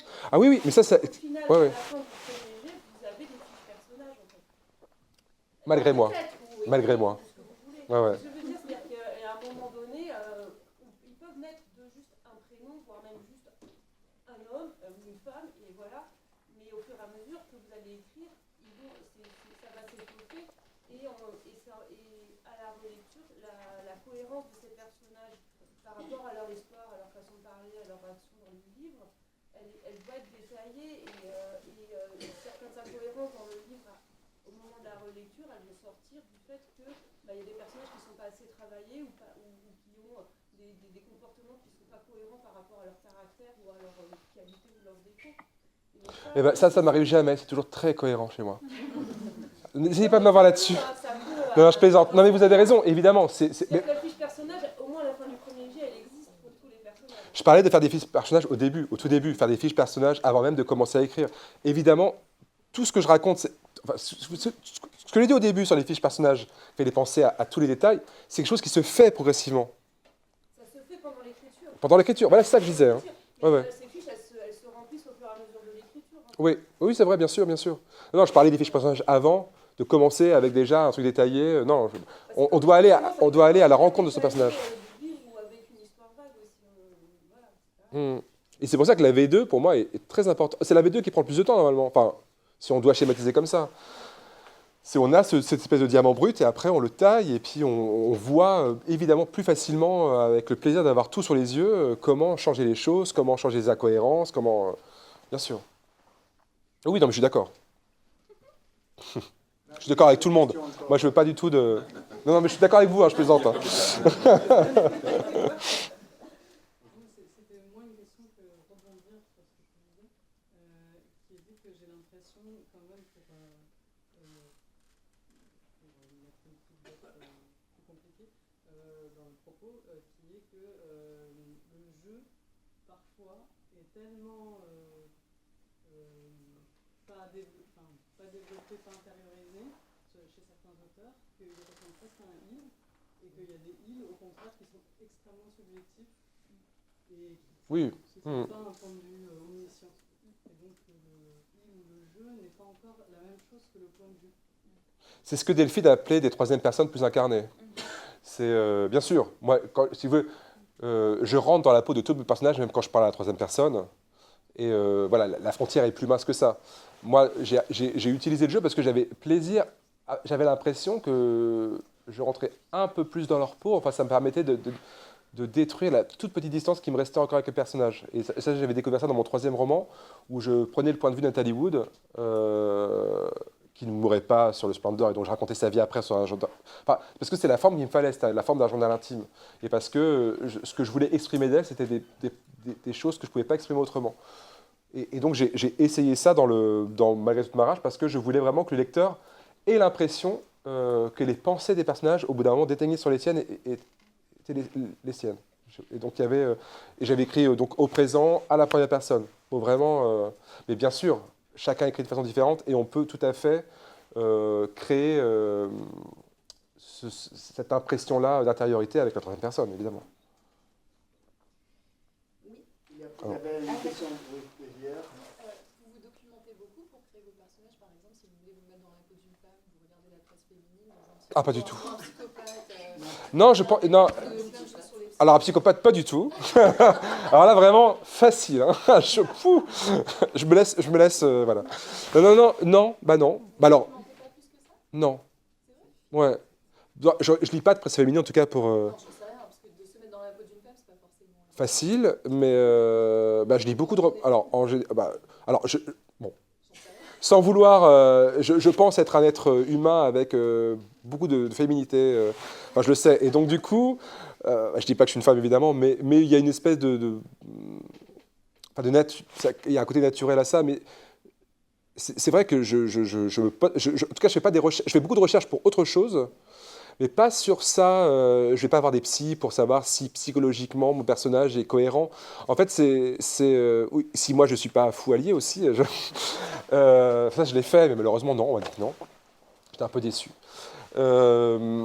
Non, les recherches, c'est plutôt sur des choses plus géographiques, enfin, les recherches que je fais, c'est par rapport au lieu où se passe l'histoire, par rapport à des éléments historiques, par rapport à beaucoup de choses comme ça. Mais c'est vrai que sur la psychologie des personnages, je me laisse une entière liberté de composer les personnages que je veux composer, leur lancer la liberté d'être ce qu'ils veulent être. Vous voyez, ça rejoint un peu ce que je disais, c'est l'impression qu'ils sont là, et que j'ai juste à les découvrir et à les comprendre et à les amener à la vie. Et donc, c'est vrai que ça m'est arrivé de poser des questions très précises sur un élément très précis, que ce soit psychologique, que ce soit... mais voilà, je me dis après tout, je pense, peut-être que j'ai tort, hein, mais je pense qu'en tant qu'homme, je peux me mettre à la place d'une femme, et qu'une femme peut se mettre à la place d'un homme. J'ai lu beaucoup de romans écrits par des femmes, j'ai lu plus de romans écrits par des femmes que d'hommes d'ailleurs, enfin, en général. Et c'est une sensibilité particulière que j'ai la chance d'avoir, qu'on n'a pas forcément tous, hein, mais j'ai cette chance-là, j'espère. Hein, et je pense que quand les gens me lisent, ils n'ont pas l'impression d'écrire, parce que c'est toujours compris, un truc d'appropriation. Hein. J'avais un problème là-dessus, je me suis dit, mais par exemple, le flic dans Malgré toute ma rage, un Sud-Africain, il est noir. Au départ, il était blanc. Naturellement, il était blanc. Et je me suis dit, attends, tous mes personnages sont blancs, le flic en Afrique du Sud, pourquoi j'en fais pas Non, il va être noir et ça va me permettre, moi évidemment, de comprendre. Et puis ce personnage-là est devenu donc, du coup un flic noir qui n'a pas du tout le même rapport, évidemment, que c'est un flic noir au Cap qu'un flic blanc. Donc déjà, il n'a pas du tout la même vie, la même conception. Il a eu une enfance complètement différente. Du coup, le fait de changer de couleur du personnage, ça m'a fait changer complètement le personnage et ça l'a vraiment rendu beaucoup plus intéressant. Il est passé de l'autre côté de la barrière et il a eu une enfance complètement différente. Et il a eu une enfance, comme beaucoup de gamins dans les gangs, dès 5 ans, ce qui m'a permis de parler de ça, d'un fait... parce que, par exemple, j'ai fait beaucoup de recherches sur comment est construite la société en Afrique du Sud. J'ai fait beaucoup de recherches sur la façon dont fonctionne une enquête. Enfin, j'ai lu beaucoup de romans policiers de Diane Meyer. Voilà. Oui, non, mais il y a j'aime faire beaucoup de recherches, mais pas vraiment sur ça. Là, j'essaie de me faire confiance à ce niveau-là. Après... En relecture, évidemment, il y a des choses que je change, et aussi parce que je le fais relire beaucoup à beaucoup de personnes différentes, qui me disent là, c'est pas cohérent. Je sais pas, je pense que quand l'inconscient parle, c'est quand même très construit, en général, et Et puis, j'essaie aussi de créer des personnages qui ne rentrent pas dans des normes particulières. C'est pas parce qu'un psychologue va me dire qu'il ne fonctionne pas comme ça qu'il ne peut pas fonctionner comme ça dans mon roman, en tout cas. Parce que dans mon roman, chaque acte a un sens. Voilà. Et même si je peux tordre la réalité de temps en temps, l'important, c'est la cohérence du personnage. C'est pas une cohérence absolue d'un personnage, c'est la cohérence dans le livre qui m'intéresse. Oui. Pour l'instant, il y a une question. C'était juste en rapport direct avec ce que vous avez dit. D'accord. Oui, donc moi je suis tout à fait d'accord avec vous sur la fiche des personnages parce que effectivement j'ai été amenée à construire la fiche après. C'est-à-dire que j'ai Ouais, très bien. Mais ça, et après je me suis dit, est-ce que beaucoup de gens parlent de fiches? Donc je vais en faire une. Et donc je voulais voir si ça cochait bien, que ça cochait toutes les cases, etc. Ça c'est la petite chose. Et la deuxième chose, en fait j'ai une petite problématique aujourd'hui, c'est que j'écris en jeu. Et le personnage principal, évidemment, et les autres personnages, je trouve qu'ils ne sont pas assez consistants par rapport à où on entre vraiment dans l'intimité du personnage principal. Comment faire pour rééquilibrer ça? Est-ce que vous avez... Parce que vous avez vraiment besoin qu'ils soient écrits à la troisième personne, les autres? Oui, je pense. Ouais. Parce qu'ils sont... En fait, il y a un deuxième personnage qui est très important, qui pourrait être un petit peu Ouais. l'alter ego du narrateur. Mais en fait, je me dis, est-ce que je vais me mettre aussi en jeu dans le deuxième personnage? Et est-ce que je vais faire ça? Je vais faire tous les personnages, je vais faire jeu à un moment donné pour donner une autre vision de l'histoire, ce qui a été fait souvent. Mhm. Mais où est-ce que je garde le jeu avec le personnage principal et j'arrive à donner de la consistance aux autres sans passer par le jeu? Voilà. Je suis dans cette Peut-être problématique. d'abord écrire leur chapitre au jeu. Pardon? D'abord écrire, enfin, comme ça, hein. D'abord écrire leur chapitre au jeu et après, parce que ça vous permet, apparemment, j'ai l'impression quand même que c'est ça qui vous permet plus facilement de leur donner de la consistance. Ouais. Donc si vous êtes sûr que vous voulez écrire un seul personnage au jeu, parce que ça a un sens pour vous dans la construction du récit, dans ce que vous voulez donner au lecteur, vous pouvez écrire des passages de ces personnages-là à la troisième personne, d'abord au jeu, pour vraiment rentrer en eux, et après repasser ça avec les éléments. Évidemment, vous ne l'écrivez pas de la même façon, mais vous reprenez à la troisième personne avec des informations que vous n'auriez pas eues autrement, si vous n'avez pas écrit au jeu. Vous voyez ce que je veux dire? C'est un peu compliqué, mais voilà. Du jeu à la troisième pour donner des éléments. Pour vous permettre d'être plus proche de leur intériorité, si vous avez l'impression que c'est par ce biais-là que vous y arrivez, parce que encore une fois, ça peut ne pas marcher pour d'autres. Si vous avez l'impression que c'est parce que vous écrivez au jeu que vous êtes proche de l'intériorité, mais que les autres, vous ne voulez pas les écrire au jeu, bah, vous le faites aussi pour eux. Et après, vous repassez à la troisième personne, évidemment, en retravaillant beaucoup de choses, parce que du coup, c'est pas tout la même chose. Mais au moins, vous aurez des choses qui vous permettront... de donner plus, Ouais. plus de consistance avec la troisième personne que je n'arrive pas à accéder directement. Peut-être, effectivement. Ok. Vous pouvez tenter ça, en tout cas. C'est un exercice... ouais. Intéressant, merci. On va de rien. Justement, je voulais savoir par rapport au jeu et au île, si vous étiez déjà arrivé d'écrire un personnage en jeu et ensuite de le transcrire au île. Et si vous l'avez déjà fait ou si vous l'avez jamais fait, est-ce que comme ça, pourquoi vous auriez des conseils? Est-ce que c'est juste je vais faire mes courses ou il va faire ses courses? Ou alors si ça modifie complètement la manière qu'on a d'écrire? Ah, je pense que ça modifie forcément la manière d'écrire. Moi, ça m'est jamais arrivé, je réfléchissais, ça m'est jamais arrivé. Par contre, ça m'est arrivé de passer du passé au présent. Et pareil, ça change beaucoup de choses. Encore dans un souci d'être plus dans l'action avec le présent, ça crée quelque chose dans le rythme. Ça change le rythme, en tout cas, de la phrase, d'écrire au passé au présent. On ne peut pas juste dire, bon, bah, ok, j'ai écrit le livre au passé simple, enfin, un texte au passé simple, je vais tout mettre au présent. Non, ça change beaucoup de choses. Je ne peux pas vous dire ça de façon empirique, mais je pense que passer du jeu au il, forcément, ça vous fait changer beaucoup de choses, ne serait-ce que sur le rythme de la phrase et la façon dont vous amenez les personnages. Ouais. Ça ne vous fait pas changer diamétralement le texte, mais il faut être à l'écoute d'une musique différente, en tout cas. Voilà. Un instant, il y a Madame de Bouet. Pardon. C'était juste pour rebondir sur ce que vous aviez dit par rapport à sur les personnages. En fait, moi, je suis psychologue et psychanalyste, et je pense que vous avez vraiment raison de ne pas vous... Ah, merci. Parce que... oh la vache. Parce que, en fait, moi, justement, j'ai pris la décision que ça me bloquait trop. En fait. Ah bah, surtout que si vous êtes psychologue ou psychanalyste. Ouais. Par ailleurs, ça donne plein d'inspiration. Enfin, moi, les personnages... Ouais. C'est super intéressant. Mais je vois bien qu'il y a un personnage principal. Clairement, j'ai décidé de renoncer à une cohérence psychopathologique. En l'occurrence, c'est une femme assez perverse qui va accéder à la culpabilité, ce qui qui est impossible dans la réalité. Ouais. Et tant pis, moi j'en ai parlé, je travaillais à Sainte-Anne, j'en ai parlé à mon chef de service, non, moi je dis bah si, en fait. Bah oui, parce que vous êtes à l'écoute du personnage et de ce que vous voulez créer à travers lui et ce que vous voulez provoquer chez le lecteur. Mais ça, c'est... Voilà, et du coup, je me dis, bah, peut-être ça n'existe pas, moi ça me rassure beaucoup de voir que ça existe au moins dans mon imagination. Mais, Exactement.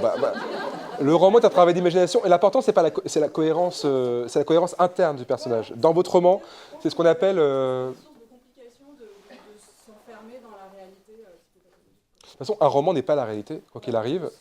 Même un roman réaliste n'est pas la réalité. C'est toujours la réalité vue selon un point de vue, le nôtre, toujours déformé. Et il ne faut pas avoir peur de ça. Et c'est ce qu'on appelle la suspension d'incrédulité aussi. C'est juste la suspension d'incrédulité. C'est jusqu'où vous allez forcer le lecteur à accepter ce que vous lui dites dans un roman. Jusqu'où vous le sonnez par la main et au bout d'un moment, il va dire non, c'est impossible, j'y crois pas, c'est pas crédible. En fait, c'est créer. On peut parler de choses pas du tout crédibles dans la vie, mais dans un roman, c'est crédible par sa mécanique interne, parce que le travail, c'est de rendre ça cohérent, voilà, dans un roman. Et donc, je suis content d'apprendre et je pense que oui, effectivement, ça peut être un frein justement le fait que vous ayez pas des schémas, mais des choses. J'ai des relecteurs, évidemment des collègues analystes qui m'ont proposé de relire, et je le ferai, mais quand tout sera fini. C'est ça. Sinon, ça va m'empêcher. Voilà, sinon, c'est ce que je dis, sinon ça trop un frein. C'est tout ce travail-là, moi, je pense qu'il faut les faire après, une fois qu'on a écrit le premier jet, qu'on a quelque chose de solide, et après on peut se permettre Et en plus, je pense que c'est quand même le plus agréable, quoi. Mais moi, c'était justement là, j'avais une amie de ma mère, une amie qui était psychologue, et je l'avais fait lire c'est la première personne à qui j'ai fait lire mon tout premier texte. C'était un scénario, et elle l'avait lu. Et elle m'avait dit, ah mais ça, c'est ça. Elle avait vu des symboles qui sont liés à ma vie personnelle, sur le thème du double, parce que j'ai un jumeau qui est mort à la naissance, et donc évidemment, tout de suite, évidemment, dans ce que j'écrivais, le thème du double est très présent pour moi à cause de ça. Et elle a fait une lecture de mon texte, mais j'avais l'impression qu'elle lisait en moi comme dans un livre ouvert, et je lui ai dit, c'est marrant parce que pour moi, c'est l'inconscient. Je me suis pas dit, tiens, je vais parler consciemment de ça. Elle a dit, mais l'inconscient est très construit. Et si vous laissez votre inconscient prendre la place, en fait, ça va pas créer un texte incohérent. Ça va être, justement, c'est un texte qui aura une cohérence vraiment interne, quoi. Et par rapport à ça, je suis désolée, je rebondis, mais j'avais beaucoup ri parce qu'il y avait un personnage, et je voulais pas trop qu'il me ressemble, donc je l'avais un peu, j'avais brouillé les pistes en faisant plein de choses à l'opposé de moi. Je lis les trucs à mon mari, il dit « Ah, c'est marrant, je te reconnais complètement !» Ah ouais. J'étais dégoûtée, voilà. Ah, je pense que de toute façon, tous les personnages nous ressemblent d'une façon ou d'une autre. Et même si on essaye de s'en éloigner, malheureusement, il y a quelque chose en nous qui nous force à... ouais. C'est Kafka qui disait « Il y a beaucoup de choses en moi qui ne me ressemblent pas ». Oui, c'est une belle phrase. Ouais.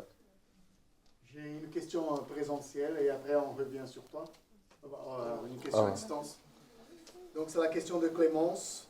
Mon roman est écrit au jeu du point de vue unique d'une narratrice et le personnage secondaire ne sont décrits que par son prisme à elle.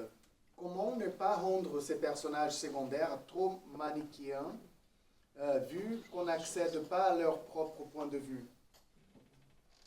Du coup, faut faire attention à ce que ces personnages-là, je vais répéter ce que j'ai dit, mais il faut faire attention à ce que ces personnages-là aient leur propre existence et ne servent pas juste par leur interaction avec ce personnage principal. Je ne sais pas si vous voyez ce que je veux dire. Ça veut dire que déjà, il faut faire attention à ce qu'on n'ait pas ce personnage qui est construit et que les autres ne servent que des pions pour faire avancer une histoire et que tous aient une vie propre, enfin, pas de vie propre, une existence qui n'est... Enfin, leur existence n'est... Oh putain, j'arrive pas... En fait... 1, 2, 3. Il faut que qu'ils aient une existence propre et que leur parcours n'existe pas que parce qu'il est lié à ce personnage principal. Je ne sais pas si vous voyez ce que je veux dire. Après, évidemment, c'est par leurs actions, c'est par leur... moi, je pense qu'on peut quand même arriver à créer des personnages qui ne sont pas manichéens, même si on ne rentre pas dans leur tête, heureusement, parce que sinon... Après, c'est... Ouais. Par exemple, comment le ressenti, justement heureusement, il y a les dialogues qui existent. Les dialogues, ça ne veut pas dire ce que... Les dialogues, déjà, ne veulent pas forcément dire ce que... Oui, l'art du dialogue est un art très particulier. Non, mais c'est par leurs interactions avec le... J'imagine que c'est un personnage principal au jeu qui a des interactions avec d'autres personnages. Et je pense que c'est, de toute façon, la solution est à trouver dans les interactions qu'a ce personnage-là avec les autres personnages. Donc cette interaction est faite par des actes, par des dialogues, par des monologues de personnages. Voilà, je sais pas. C'est pas évident. Non, non. C'est comme dans la vie, non? C'est comme dans la Dans vie. la tête des On autres, sait pas ce que c'est les pas pour autres ça pensent. qu'on a une vision manichéenne des autres. Ouais, c'est ça. C'est pas parce qu'on n'est pas dans la tête de quelqu'un qu'on est. En fait, c'est un travail en soi de pas créer un personnage manichéen. Voilà. Oui, mais c'est Heureusement. intéressant. Ce qui est intéressant, c'est d'essayer de comprendre ce que l'autre ressent, Exactement. même si c'est pas je. Ouais. C'est ça qui est intéressant. Parce que heureusement, c'est pas parce qu'on écrit à la première personne qu'on rentre dans l'intériorité des personnages et qu'on le rend complexe.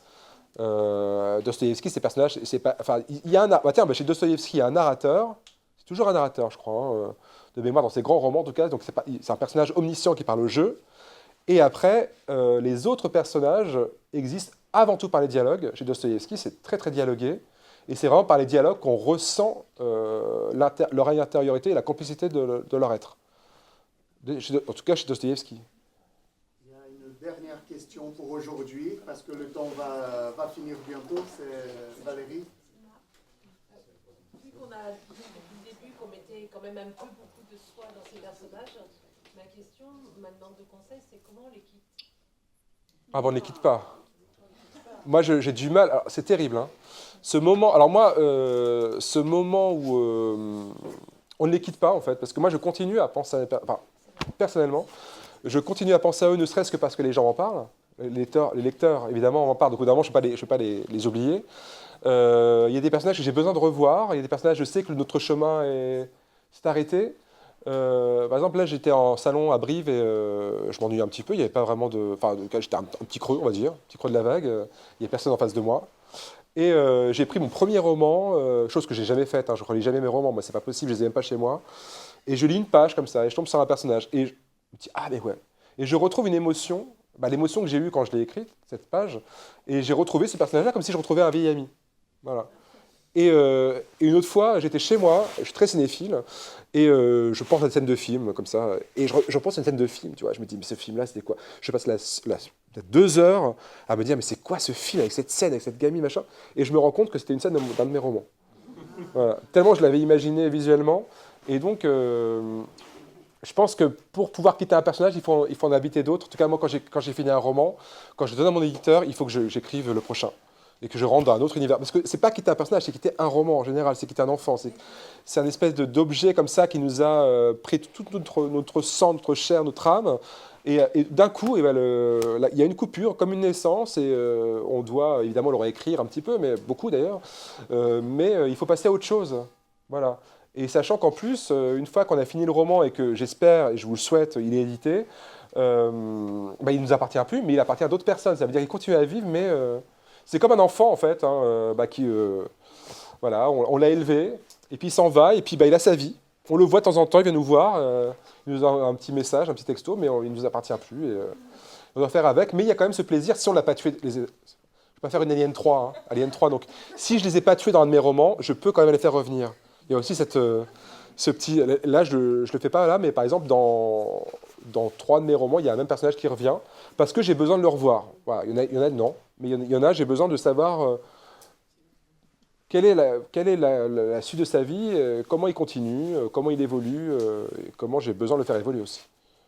Même s'il est mort, hein. Même s'il est mort. Alors, je ne l'ai pas encore fait. Avant de ce qui s'est passé avant. Ah oui, c'est ça, ouais.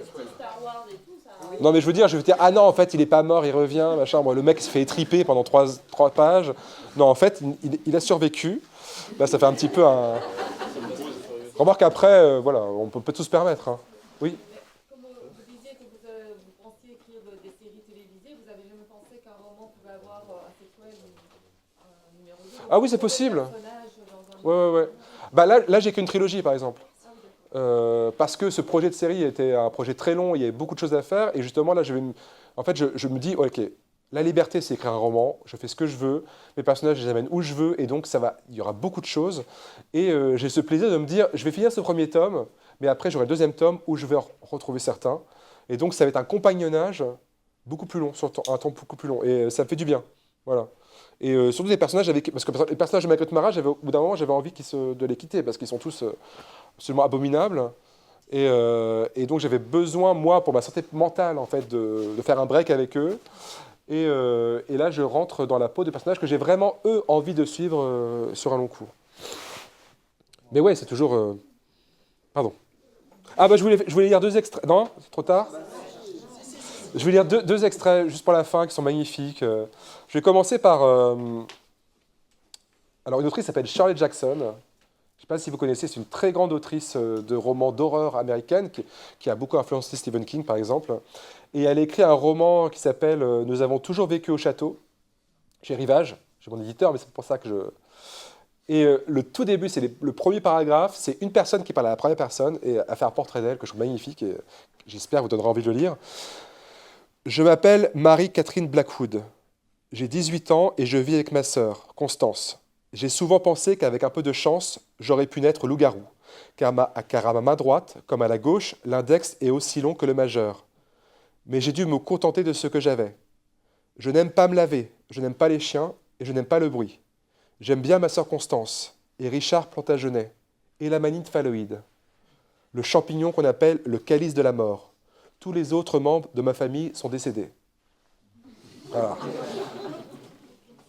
Et, parce que c'est un pur moment de poésie, parce que c'est un des personnages qui m'a le plus touché dernièrement, que vous connaissez tous, c'est Gavroche.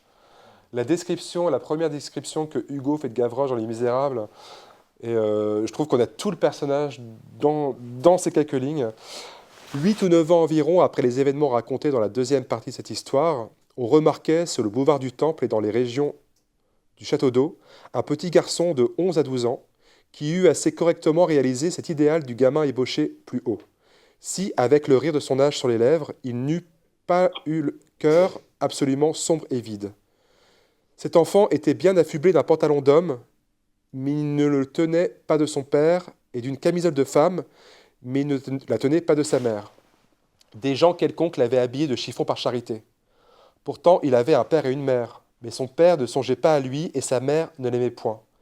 C'était un de ces enfants dignes de pitié entre tous, qui ont père et mère et qui sont orphelins. Cet enfant ne se sentait jamais si bien que dans la rue. Le pavé lui était moins dur que le cœur de sa mère. Ses parents l'avaient jeté dans la vie d'un coup de pied. Il avait tout bonnement pris sa volée. C'était un garçon bruyant, blême, leste, éveillé, goguenard, à l'air vivace et maladif.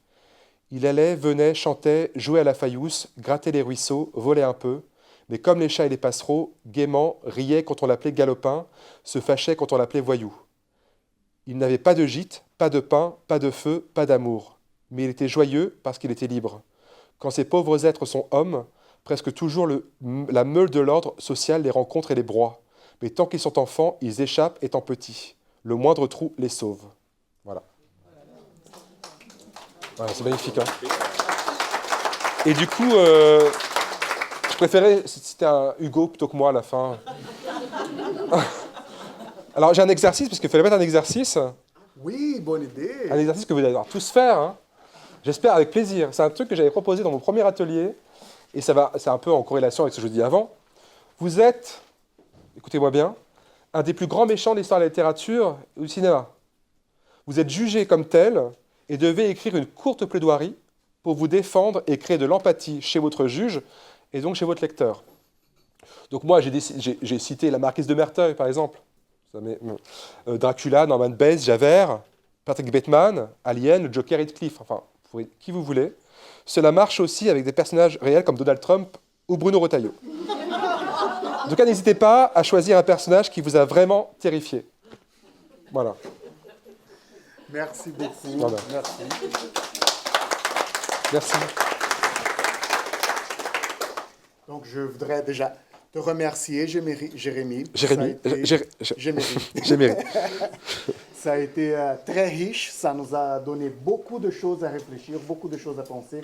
En tout cas, pour moi, je sors d'ici avec la compréhension qu'il y a plusieurs façons de concevoir un personnage et la fiche personnage, c'est juste l'une des possibilités. Elle n'est pas la possibilité, elle n'est pas le chemin. Et surtout, le personnage, il naît au fur et à mesure que l'histoire se construit aussi. Parce et que c'est par l'interaction des histoires... Pardon. Vas-y. Ah, je vais recommencer. On recommence. Et pour moi, l'histoire, surtout, c'est l'histoire vient en deuxième. Pour moi, c'est l'interaction des personnages qui crée l'histoire. Voilà, voilà. Donc merci beaucoup, merci. Et je vous attends nombreux pour l'après-midi à partir de 14 h en présentiel, ici pour Objectif Manuscrit, à distance dans ce même lien pour Objectif Manuscrit et pour Objectif Projet présentiel à l'école ou avec le lien que Victor a envoyé. Est-ce que vous pouvez me donner le code de la porte? Pour le code de la porte, il n'y a pas de code. Donc n'importe quel chiffre peut ouvrir la porte. Soyez créatifs, chacun, voilà. 666, ça marche, c'est merveilleux. Merci.